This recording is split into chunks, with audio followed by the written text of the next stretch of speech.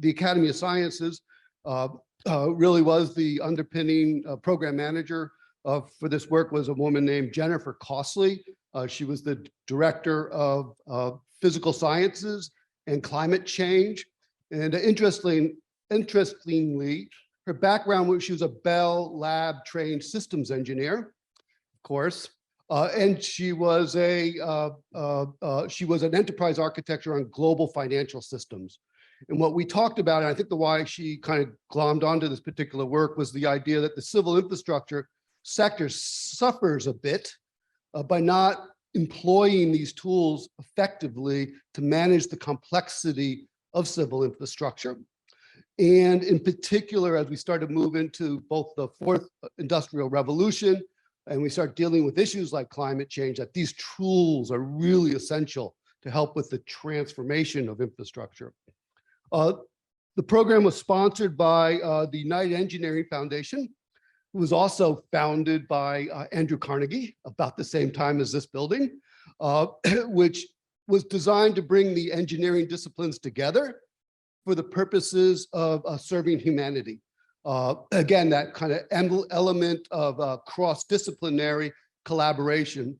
And we were not only blessed with Pat's active contribution, but several members of the board itself participated at different times in this work.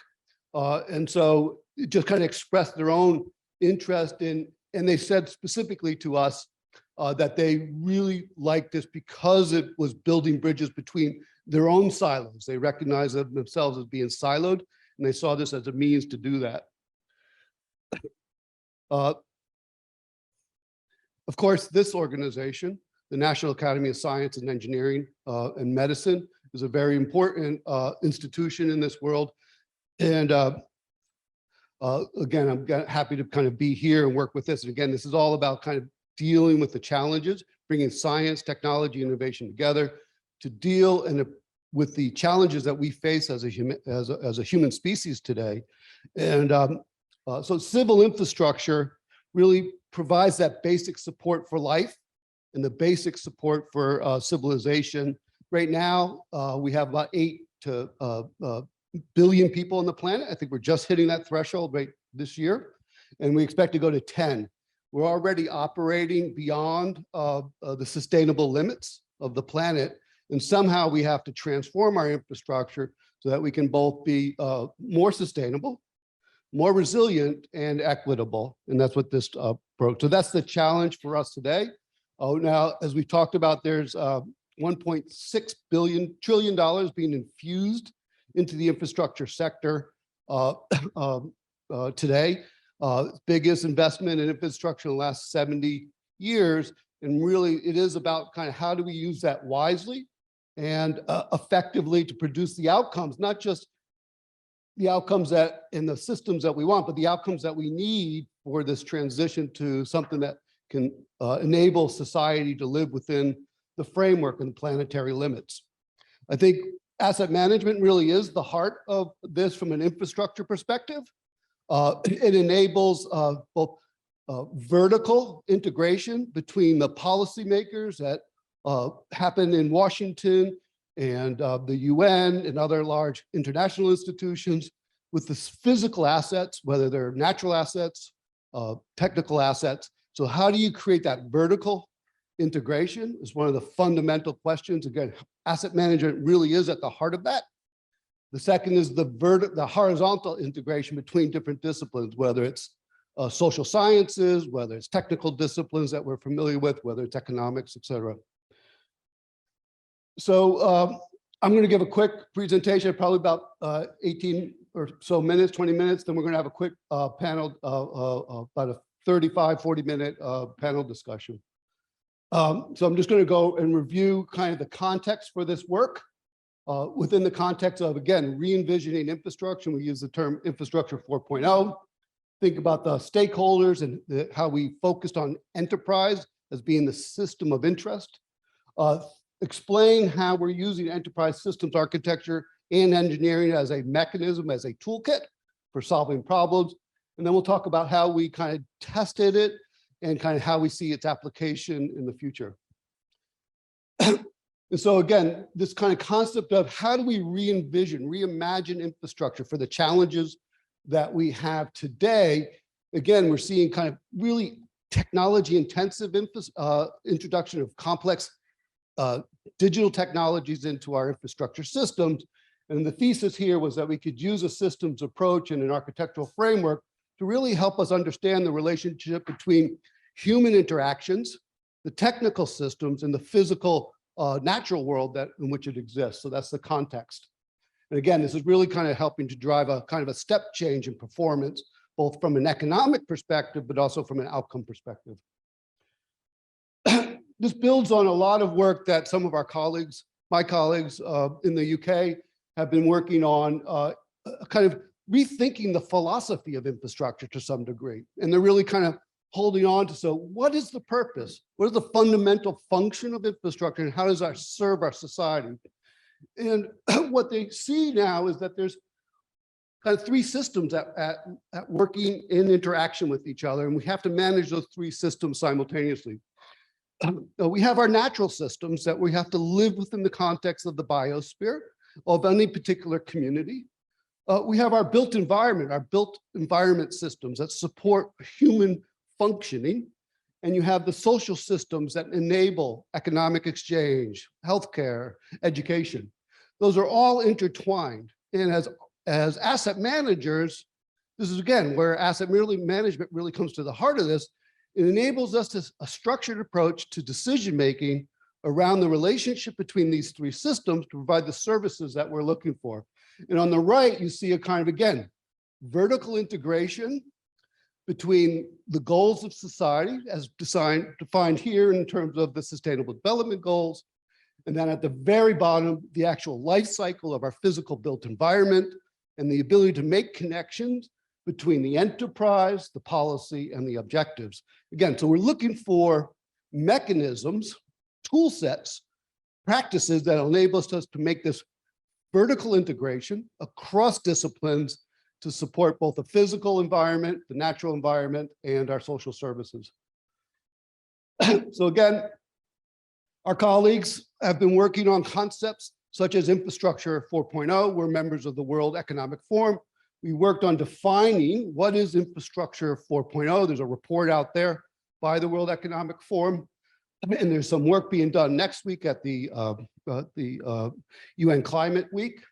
And so we're looking at infrastructure that is forward-looking, leveraging technology and information to produce high-level triple bottom line outcomes and function within both the natural and human systems. That's a very solid definition, kind of gets to that purpose of infrastructure. And you see that relationship between systems of systems, policy decision-making, and outcomes. So to realize that potential, the first thing is a paradigm shift in our mental model of infrastructure.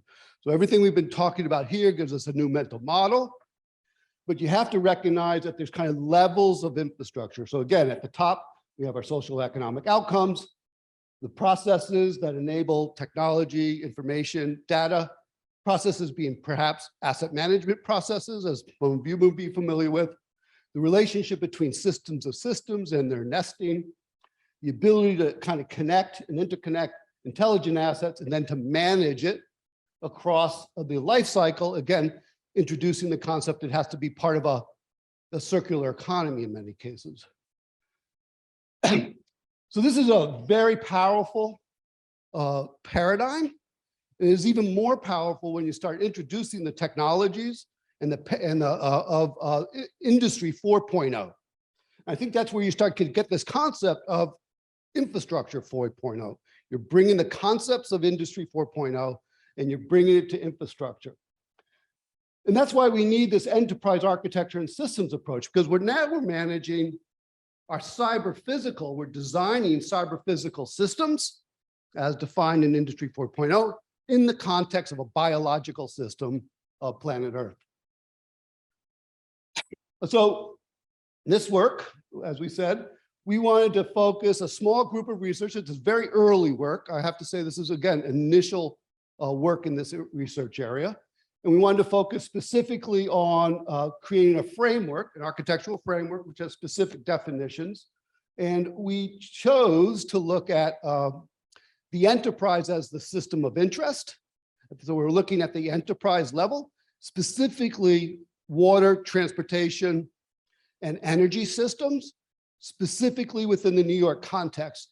And so what that gave us is the ability to kind of focus where we sit in place and where we sit within the kind of the stack of deliveries of outcomes.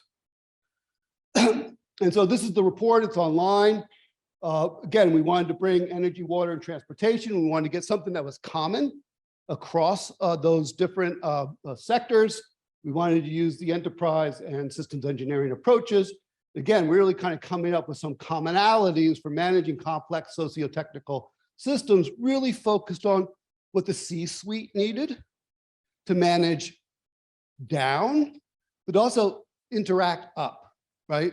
So a C-suite has to manage its assets, but it also has to put itself properly within the context of its supply chain and the community of which it is.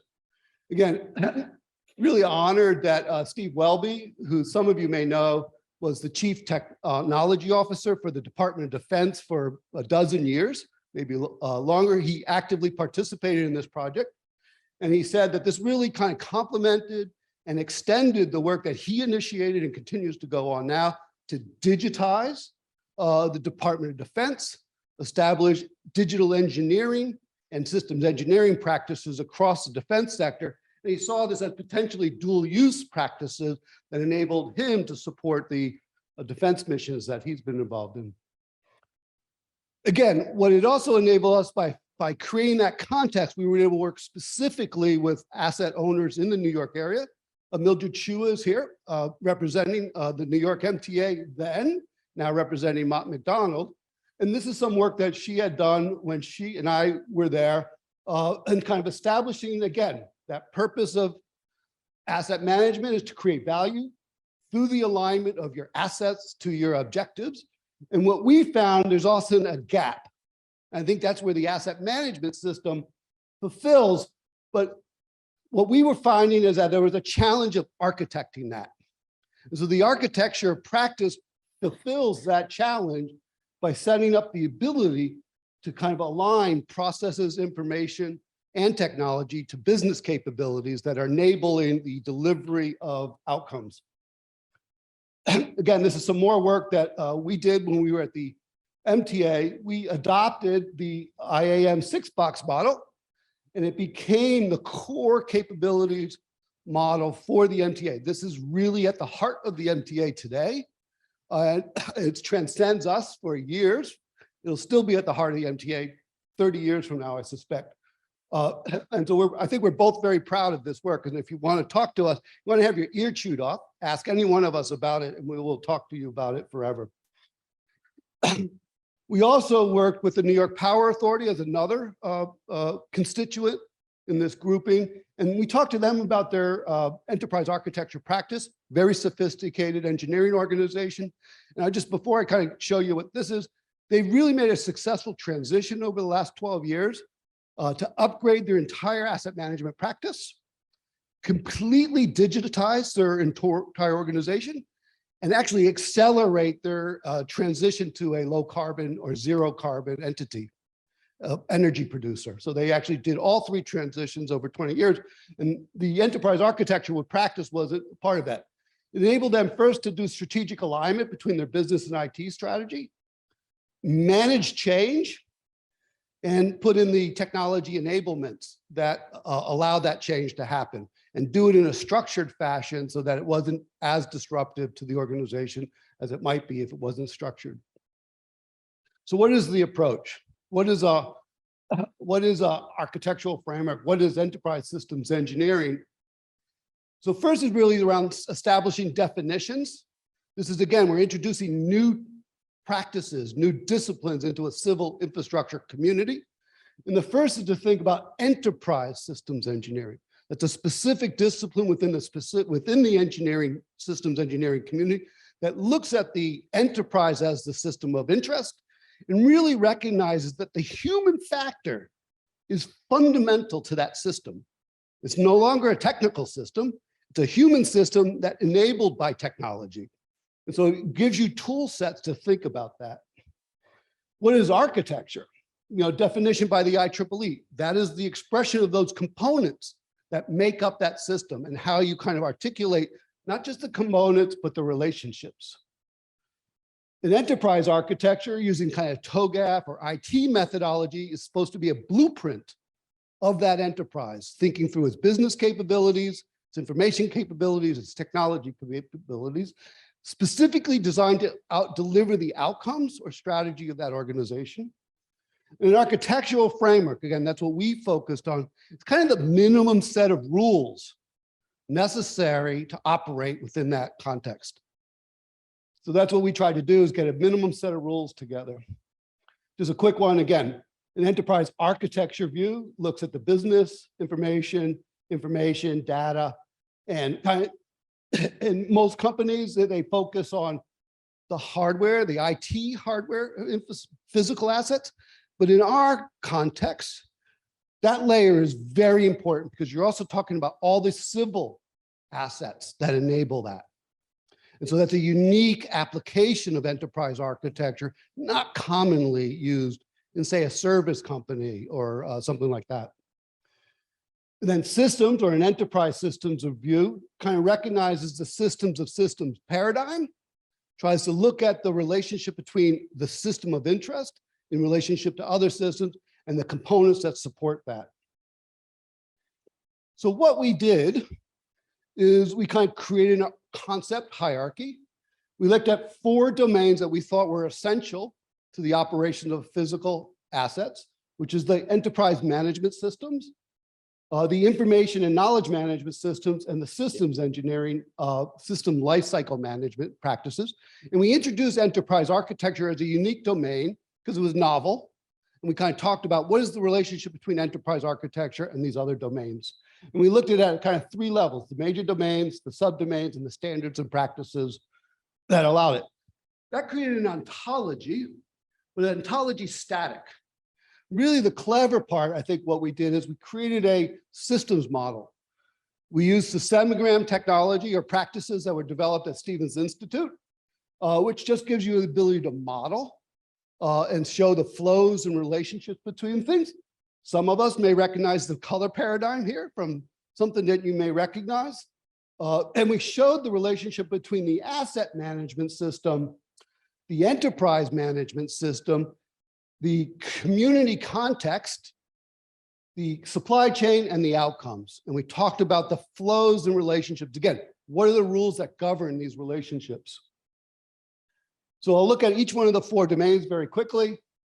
So the subdomains here is really interesting here is this is a very powerful diagram, because at the bottom you see a traditional asset management system. Again, you guys will recognize the 6-box model really embedded in there as fundamental.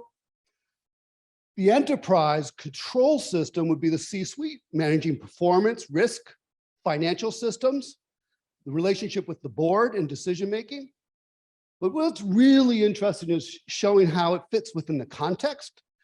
And it's also really interesting is the number of standards being developed today to help communities define sustainability, resiliency, smart technologies, and whether or not they're able to achieve the outcomes necessary for those communities. So what's clever here is the linking of the layers at the socio-community level, the enterprise level, and the asset management level, creating that vertical integration for decision-making.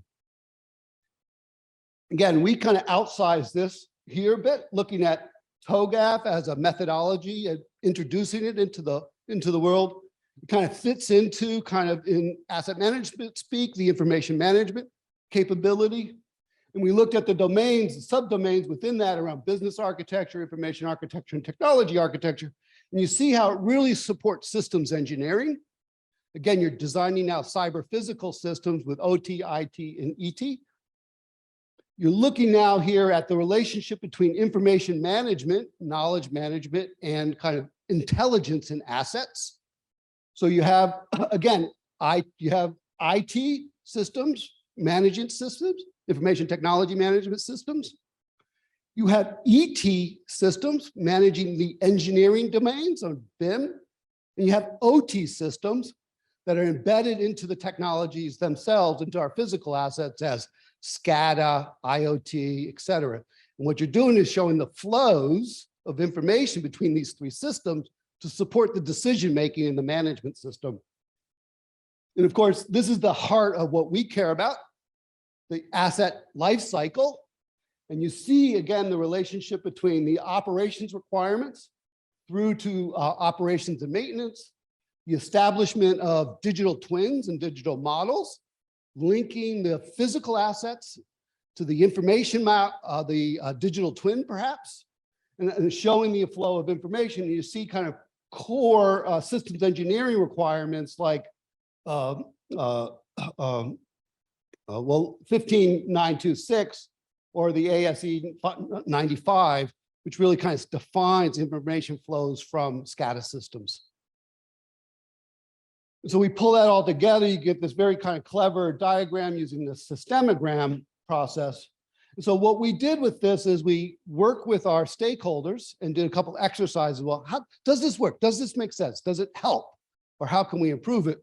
So we did some kind of case studies of kind of these scenarios. So we took real life case studies. So this is a water company in Spain that wanted to set up a smart water management system.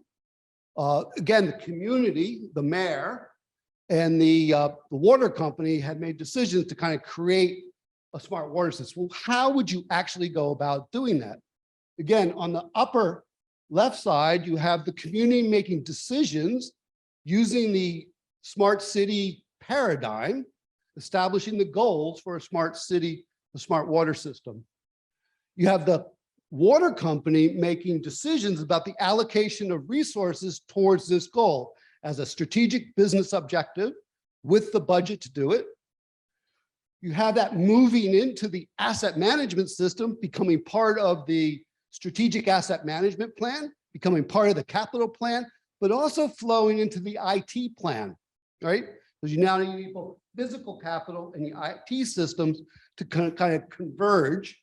And then it gets deployed through the physical asset and integrated through this kind of commonality between OT, IT, and ET. Clever. And then we looked at power monitoring, and we used the Power Authority as the example. So we used the Power Authority's power monitoring system and what they were trying to achieve. And again, we showed that the Power Authority within the context of New York State had specific goals that it was supposed to achieve and achieve. It used their corporate decision-making power to allocate resources towards those goals that flowed into the asset management system that allocated funding on the capital side and on the operations side.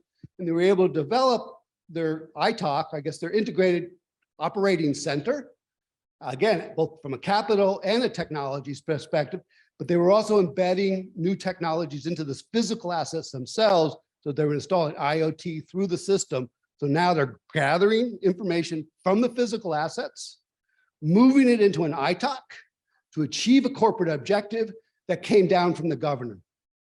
So they got that cascading of relationships. And so the team, the members of the team kind of worked through these sessions and kind of helped us kind of understand that this is really a reasonable framework for working out these problems.